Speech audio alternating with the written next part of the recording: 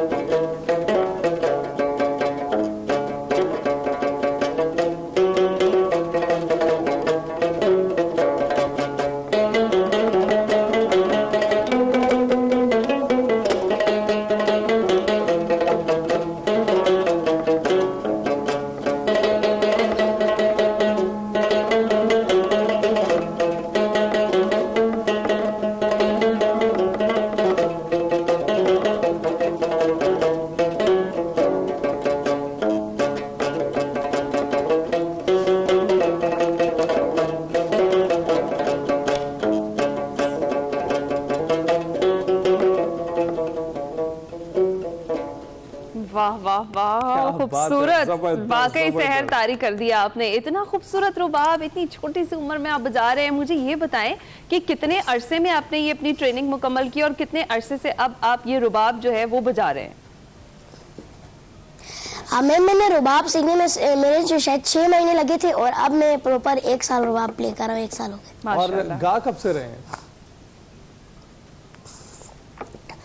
Sir मैं रुबाब बजाता था, तो बस मैं जब रुबाब प्ले करता था तो तब से मतलब रुबाब के साथ से मैं गाता जा रहा हूँ। तो गायकी के शायद 1 साल हो रहे हैं मेरे। सही है। गायकी के साथ 1 साल। तो अब सुन भी ले कुछ। मैं तो ये पहले पूछना चाहूंगी कि पहला कौन सा गाना गाया था आपने फवाद, और सबने जो पसंद किया वो अपनी उस जुबान में गाया था या कोई और सॉन्ग था? मैम मेरे जब सबसे पहले मेरा एक फारसी एक कलाम रिलीज हुआ था तो उसके बाद से मैंने शुरू किया था। जी मैम। जबरदस्त जबरदस्त। अच्छा, तो जब से आप फेमस हुए हैं क्या क्या फरमाइशें कर रहे हैं लोग?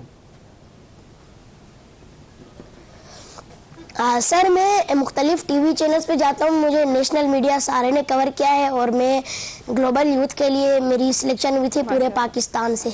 माशाल्लाह फवाद, और क्यों नहीं कवर करना है आपको? जी इतने आप टैलेंटेड हैं माशाल्लाह से, और इतनी सी उम्र में इतना जबरदस्त रुबाब बजा रहे हैं, इतना खूबसूरत गाते हैं, अभी वो हम आपसे सुनते हैं। मुझे बताएं किस ग्रेड में आप पढ़ते हैं? मैम अभी मेरे पेपर्स हुए हैं और मेरी सेकंड पोजीशन आई थी तो मैं 5th क्लास में चला गया। माशाल्लाह माशाल्लाह। और क्या स्कूल में भी दोस्त भी आपसे फरमाइशें करते हैं, फवाद जरा ये तो सुना दो या ये सुना दो? जी मैं हमारे स्कूल में भी म्यूजिक क्लास है, तो जब मेरे दोस्त मुझसे कहते हैं तो फिर हम म्यूजिक क्लास में जाके तो मैं उनको सुनाता हूँ। राइट, तो कभी टीचर के साथ कोई ऐसी डील तो नहीं हुई कि पेपर की जगह आप म्यूजिक सुना दें उनको? सर हमारी टीचर्स को भी बहुत पसंद है तो वो कहती है कि चलो फिर 1-2 नंबर वैसे ही दे देते हैं। Cute cute cute. अच्छा फवाद, स्कूल में भी फरमाइशें चलती रहती होंगी, घर में भी, और इतने ज्यादा फेमस होके कैसा फील करते हैं आप? जी पहले तो मुझे बहुत अच्छा महसूस होता है क्योंकि मैं इतना मीडिया पे फेमस हूँ, और तो मुझे बहुत अच्छा महसूस होता है मैम। सही है। और अब हमारी बारी अच्छा महसूस करने की, जब हम आपको गाता हुआ सुनेंगे तो सुनाइएगा। जी सर मैं एक सूफी कलाम सुनाऊंगा।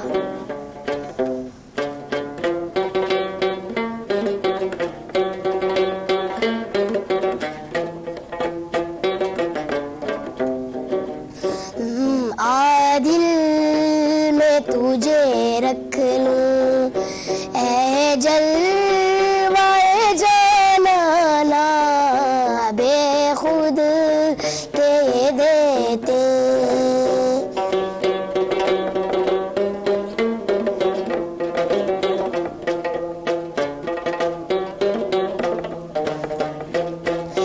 पीने को तो पी लूंगा पर अर्ज जरा सी है, पीने को तो पी लूंगा पर अर्ज जरा सी है।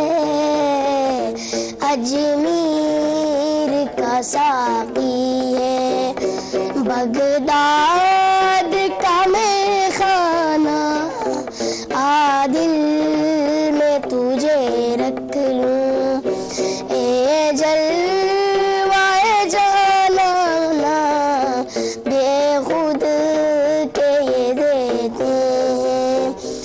अंदाज ही जाबाना बेखुद के ये देते हैं। जबरदस्त, खूबसूरत। जितना खूबसूरत बजाते हैं इतना खूबसूरत गाते हैं। आपको जब फवाद दुबई के ग्लोबल यूथ अवार्ड के लिए मुंतखब किया गया तो तब कैसी फीलिंग्स थी आपकी?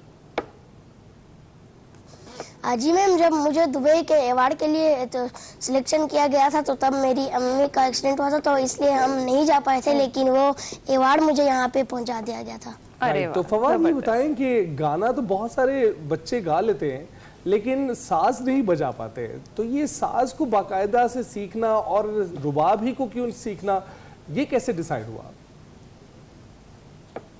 हाँ सर ये रुबाब क्योंकि दरअसल हमारा ट्रेडिशनल इंस्ट्रूमेंट भी है तो ये रुबाब बहुत फेमस है, तो इसलिए मैंने पहले मेरी अम्मी ने मुझे छोटा सा रुबाब ला के दिया तो फिर उस पे मैंने प्रैक्टिस वगैरह की और उस पे मैंने सॉन्ग्स निकालने शुरू कर दिए, तो उसके बाद फिर मैंने अपने लिए बड़ा रुबाब लिया, तो उसके बाद अब से मैं इसको बजा रहा हूँ। जबरदस्त फवाद, और मुझे ये भी बता दें जरा क्विकली कि पढ़ाई के साथ ट्रेनिंग को मैनेज कैसे करते हैं, कितना टाइम देते हैं डेली अपनी रुबाब की ट्रेनिंग को?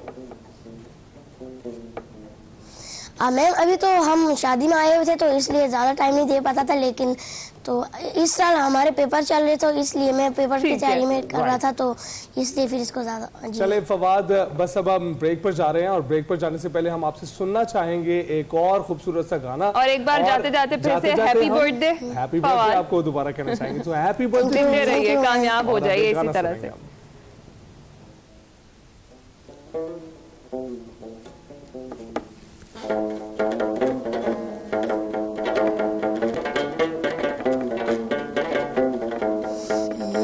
से तूने मुझे दीवाना बना रखा है। संग हर शख्स ने हाथों में उठा रखा है। तब से तूने मुझे दीवाना बना रखा है।